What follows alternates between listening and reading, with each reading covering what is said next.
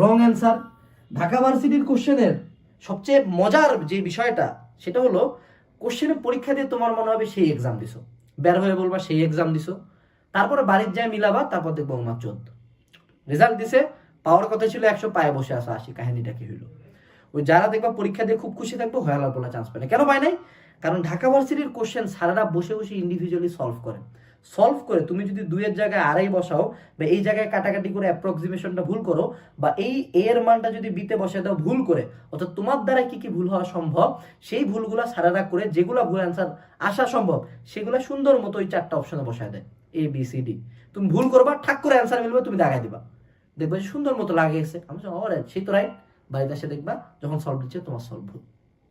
তো এখানেও আবার কি, সাধু সাবধান, কোশ্চেন ক্যালকুলেশন স্লোলি করতে হবে, যেগুলা টাইপ পারি সেগুলাতে এক্সপার্ট হইতে হবে, এবং ওই জায়গায়ও সাবধান যে রং অ্যান্সার দাগানো যাবে না।